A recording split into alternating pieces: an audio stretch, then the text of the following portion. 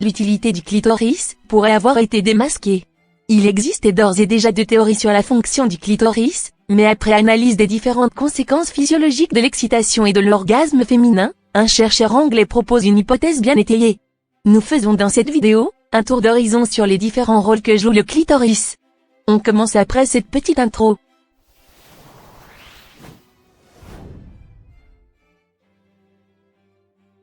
Quand les hommes jouissent, ils libèrent des spermatozoïdes essentiels pour la reproduction. Quand les femmes jouissent, ce n'est que du plaisir. Or, le clitoris est un organe entièrement dédié à l'orgasme féminin. Vraisemblablement inutile pour la reproduction, pourquoi a-t-il été sélectionné par l'évolution? Cette question taraude les scientifiques. S'ils ne sont toujours pas d'accord, deux théories sortent du lot. Le clitoris comme un outil très performant pour sélectionner le meilleur partenaire sexuel. La première théorie stipule que le clitoris serait un outil très performant pour sélectionner le meilleur partenaire sexuel.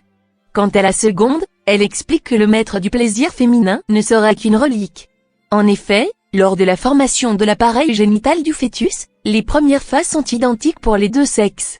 Autrement dit, à ce stade, l'enfant n'est pas encore fille ou garçon, l'appareil génital commence par se développer de la même façon. Par la suite, il se différencie pour correspondre soit à un clitoris soit à un pénis.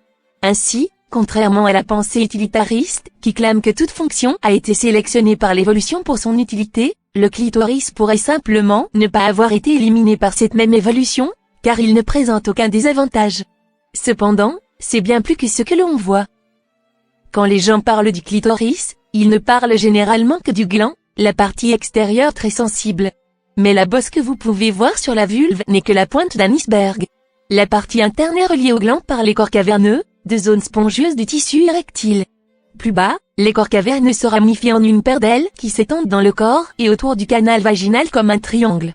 Ensuite, en dessous de ces ailes se trouvent les vestibules clitoridiens, ou bulbes vestibulaires. Comme une grande partie du clitoris.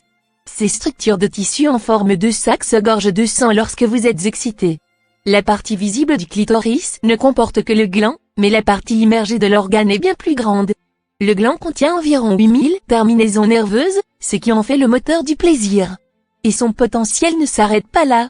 Cette minuscule zone érogène propage la sensation à 15 000 autres nerfs du bassin, ce qui explique pourquoi vous avez souvent l'impression que tout votre corps est pris d'assaut lorsque le plaisir atteint son paroxysme. Le clitoris serait crucial pour les spermatozoïdes. Connaissez-vous Roy Levin? C'est le scientifique anglais qui a proposé un rôle supplémentaire au clitoris. Selon lui, ce petit organe qui n'est d'ailleurs pas si petit que ça existerait autant pour le plaisir que pour la reproduction. Roy Levin pense que le clitoris pourrait servir à transporter et retenir le sperme. Mais comment diable pourrait-il faire cela? Quand une femme approche de l'orgasme, cela active de nombreuses zones du cerveau.